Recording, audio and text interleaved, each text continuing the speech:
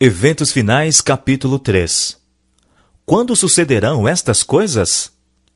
Os discípulos interrogam a Cristo acerca de sua volta. As palavras de Cristo foram proferidas aos ouvidos de grande número de pessoas. Mas quando ele se achava só, sentado sobre o Monte das Oliveiras, Pedro, João, Tiago e André foram ter com ele. Dize-nos, perguntaram, quando serão estas coisas? E que sinal haverá da tua vinda e do fim do mundo? Jesus não respondeu aos discípulos falando em separado da destruição de Jerusalém e do grande dia de sua vinda. Misturou a descrição dos dois acontecimentos. Houvesse desenrolado perante os discípulos os eventos futuros, segundo ele os via, e não teriam podido suportar esse espetáculo. Por misericórdia com eles, Jesus misturou a descrição das duas grandes crises, deixando aos discípulos o procurar por si mesmos a significação. O tempo da volta de Cristo não é conhecido. Muitos que se têm chamado adventistas têm marcado o tempo. Repetidamente marcaram uma data para a vinda de Cristo, e repetidos fracassos têm sido o resultado. O tempo exato da vinda do nosso Senhor, diz a Bíblia, acha-se além do conhecimento dos mortais. Mesmo os anjos que ministram aos que hão de ser herdeiros da salvação não sabem o dia nem a hora. Porém, daquele dia e hora ninguém sabe, nem os anjos do céu, mas unicamente meu Pai. Não devemos saber o tempo exato para o derramamento do Espírito Santo ou para a vinda de Cristo. Por que Deus não nos deu esse conhecimento? Porque se o fizesse, não faríamos correto uso dele. Desse conhecimento resultaria um estado de coisas entre o nosso povo que retardaria consideravelmente a obra de Deus no sentido de preparar um povo que permaneça em pé no grande dia que está para vir. Não devemos viver em excitação quanto ao tempo. Não sereis capazes de dizer que ele virá dentro de 1, 2 ou 5 anos, nem deveis protelar sua vinda, declarando que talvez não ocorra dentro de 10 ou 20 anos. Aproximamo-nos do grande dia de Deus. Os sinais estão se cumprindo, e, no entanto, não temos uma mensagem que nos diga o dia e a hora do aparecimento de Cristo.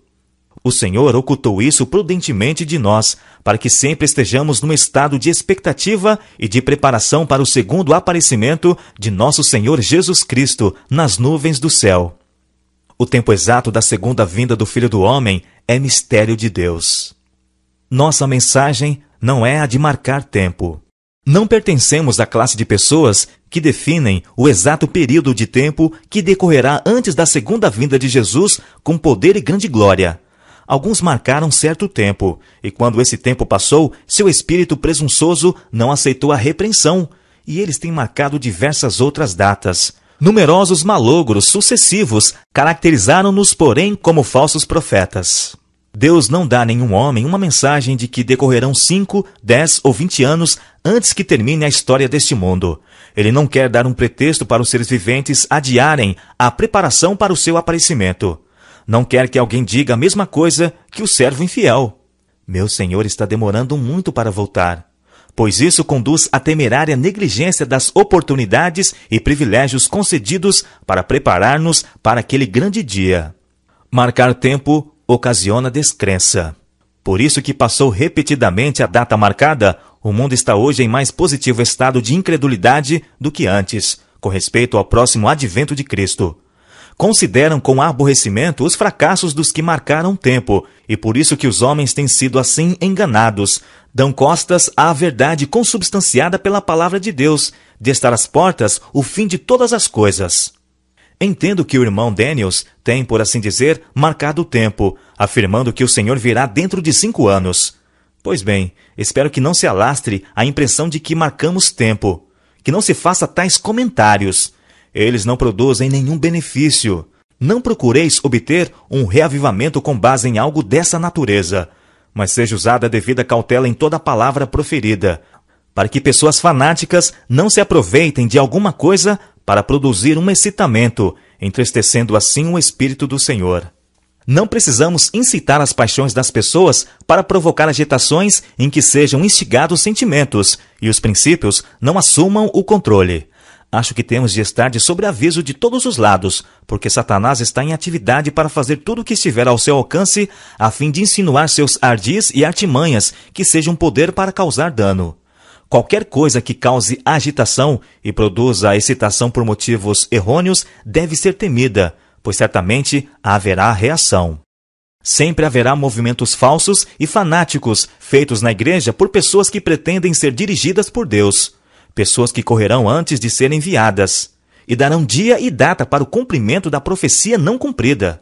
O inimigo se agrada de que assim procedam, pois seus sucessivos fracassos e direção em sentido falso causam confusão e incredulidade. Nenhuma profecia de tempo além de 1844. Declarei positivamente na reunião campal de Jackson a esses grupos fanáticos que estavam fazendo a obra do adversário das almas. Achavam-se em trevas. Eles pretendiam possuir grande iluminação quanto ao fim do tempo de graça em outubro de 1844. Declarei ali em público que o Senhor fora servido de mostrar-me que não haveria nenhum tempo definido na mensagem dada por Deus desde 1844. Nossa posição tem sido a de esperar e vigiar, sem proclamações de algum tempo para interpor-se entre o fim dos períodos proféticos em 1844 e o tempo da vinda de nosso Senhor. O povo não terá outra mensagem sobre um tempo definido. Depois desse período de tempo, estendendo-se de 1842 a 1844, não pode haver um traçado definido do tempo profético. A contagem mais longa vai até o outono de 1844. Ellen White esperava a volta de Cristo em seu tempo. Foi-me mostrado o grupo de pessoas presentes à assembleia, disse o anjo. Alguns, alimento para os vermes, alguns submetidos às 7 últimas pragas, alguns estarão vivos e permanecerão sobre a terra para serem transladados por ocasião da vinda de Jesus. O tempo é curto. Por isso devemos trabalhar com diligência e redobrada energia. Nossos filhos talvez nunca ingressem na faculdade. Na realidade, não é prudente ter filhos agora. O tempo é curto, os perigos dos últimos dias estão sobre nós, e as criancinhas, em grande parte, serão levadas antes disso. Nesse século do mundo, quando as cenas da história terrestre em breve hão de terminar e estamos prestes a entrar no tempo de angústia, tal como nunca houve, quanto menor o número de casamentos realizados, tanto melhor para todos, homens e mulheres. Chegará a hora, não está muito distante, e alguns de nós, que agora cremos, estarão vivos sobre a terra, e verão confirmar-se a predição, e ouvirão a voz do arcanjo e a trombeta de Deus ecoar de montanhas, de planícies e do mar, as partes mais longínquas da terra. O tempo de prova está exatamente diante de nós, pois o alto clamor do terceiro anjo já começou na revelação da justiça de Cristo, o Redentor que perdoa os pecados. A demora explicada. A longa noite de trevas é probante, mas em misericórdia é adiada amanhã, porque se o Mestre viesse, quantos se achariam desapercebidos? Houvessem os adventistas, depois do grande desapontamento de 1844, sustido firme sua fé e seguido avante unidos, segundo a providência de Deus lhes abriu o caminho, recebendo a mensagem do terceiro anjo e no poder do Espírito Santo, proclamando-a ao mundo, haveriam visto a salvação de Deus. O Senhor teria operado poderosamente com os esforços deles. A obra haveria sido concluída, e Cristo teria vindo antes para receber seu povo, para dar-lhe o seu galardão. Não era a vontade de Deus que a vinda de Cristo houvesse sido assim retardada. Por 40 anos, a incredulidade, a murmuração e a rebelião excluíram o antigo Israel da terra de Canaã. Os mesmos pecados têm retardado a entrada de Israel na moderna Canaã celestial. Em nenhum dos casos houve falta da parte das promessas de Deus. É a incredulidade, a mundanidade, a falta de consagração e a contenda entre o professo povo de Deus que nos tem detido neste mundo de pecado e dor por tantos anos. Houvesse a Igreja de Cristo feito a obra que lhe era designada, como ele ordenou, o mundo inteiro haveria sido antes advertido, e o Senhor Jesus teria vindo à terra em poder e grande glória. As promessas de Deus são condicionais. Em suas mensagens aos homens, os anjos de Deus apresentam o tempo como sendo muito breve. Assim me tem sempre sido apresentado. Verdade é que o tempo se tem prolongado além do que esperávamos nos primitivos dias desta mensagem. Nosso Salvador não apareceu tão breve como esperávamos. Falhou, porém, a palavra de Deus? Absolutamente. Cumpre lembrar que as promessas e as ameaças de Deus são igualmente condicionais. Talvez tenhamos de permanecer muitos anos mais neste mundo por causa da insubordinação, como aconteceu com os filhos de Israel. Mas, por amor de Cristo, seu povo não deve acrescentar pecado a pecado, responsabilizando a Deus pela consequência de seu próprio procedimento errado. Pelo que Cristo está esperando. Cristo aguarda com fremente desejo a manifestação de si mesmo em sua igreja. Quando o caráter e Cristo se reproduzir perfeitamente em seu povo, então virá para reclamá-los como seus. Todo cristão tem um privilégio, não só de esperar a vinda de nosso Senhor Jesus Cristo, como também de apressá-la. Se todos os que professam seu nome produzissem fruto para sua glória, quão depressa não estaria o mundo todo semeado com a semente do Evangelho. Rapidamente amadureceria a última grande seara e Cristo viria recolher o precioso grão. Dando o Evangelho ao mundo, está em nosso poder apressar a volta de nosso Senhor. Não nos cabe apenas aguardar, mas apressar o dia de Deus. Ele pôs ao nosso alcance, mediante a cooperação com Ele, levar esta cena de miséria a termo. Um limite à clemência de Deus. Com infalível precisão, o Ser Infinito ainda mantém, por assim dizer, uma conta com todas as nações. Enquanto sua misericórdia se oferece com convites ao arrependimento, esta conta permanecerá aberta. Quando, porém, os algarismos atingirem um certo total que Deus fixou, começa o ministério de sua ira. Deus mantém um registro das nações. Os números estão se avolumando contra elas nos livros do céu.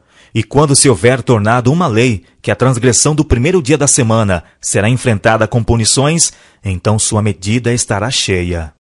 Deus mantém uma conta com as nações. Quando chegar plenamente o tempo em que a iniquidade terá atingido o prescrito limite da misericórdia de Deus, cessará sua clemência. Quando os números acumulados nos livros de registros do céu indicarem que o total da transgressão está completo, virá a ira. Ao mesmo tempo em que a misericórdia de Deus suporta longamente o transgressor, há um limite além do qual os homens não podem ir no pecado.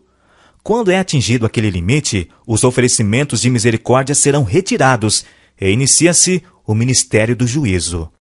Tempo virá em que, em suas fraudes e insolências, os homens atingirão o ponto em que o Senhor não permitirá que transponham, e aprenderão que há um limite para a longanimidade de Jeová. Há um limite além do qual os juízos de Jeová não podem mais ser detidos. A transgressão quase atingiu seu limite. O tempo durará um pouco mais, até que os habitantes da terra tenham enchido a medida de sua iniquidade, e então a ira de Deus, que por tanto tempo tem estado dormitando, se despertará, e esta terra de luz beberá da taça de sua ira sem mistura. A medida da iniquidade está quase cheia, e a justiça equitativa de Deus está prestes a cair sobre os culpados. A maldade dos habitantes do mundo já quase chegou ao ponto em que Deus há de permitir ao destruidor operar com ela segundo sua vontade. A transgressão já atingiu quase seus limites. O mundo está cheio de confusão, e em breve apoderar-se-á das criaturas humanas um grande terror. O fim está muito próximo. Nós, que conhecemos a verdade, nos devemos estar preparando para o que está prestes a arrebentar sobre o mundo numa esmagadora surpresa. Devemos ter em mente o grande dia de Deus. Precisamos acostumar-nos a pensar e demorar-nos sobre as grandes cenas do julgamento que se acha precisamente diante de nós. E então, ao mantermos diante de nós as cenas do grande dia de Deus, em que tudo será revelado, isso influirá sobre o nosso caráter. Um irmão me disse: Irmão White, acha que o Senhor virá dentro de 10 anos? Que diferença fará para o irmão se ele vier dentro de 2, 4 ou 10 anos? Ora, disse ele, penso que, em alguns aspectos, eu agiria de modo diferente do que faço agora, se soubesse que o Senhor viria dentro de 10 anos. O que o irmão faria? Perguntei. Ora, eu venderia minha propriedade, começaria a examinar a palavra de Deus, procuraria advertir as pessoas e levá-las a se prepararem para a sua vinda, e suplicaria a Deus que eu estivesse preparado para o encontro com ele. Então perguntei: se soubesse que o Senhor não viria dentro de 20 anos, viveria de maneira diferente? Ele respondeu: penso que sim. Quão egoísta era a expressão de que levaria uma vida diferente, caso soubesse que o seu Senhor viria dentro de 10 anos. Pois bem, Enoque andou 300 anos com Deus. Isto é uma lição para nós, a fim de que andemos cada dia com Deus, e não estaremos seguros se não esperarmos e vigiarmos.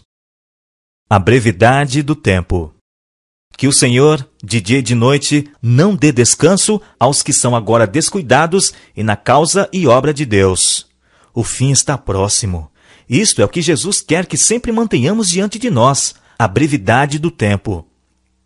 Quando, com os remidos, estivermos em pé sobre o mar de vidro, com harpas de ouro e coroas de glória, tendo à nossa frente a imensurável eternidade, então veremos como foi curto o período de provação e espera. Frente à imensurável eternidade, então veremos como foi curto o período de provação e espera.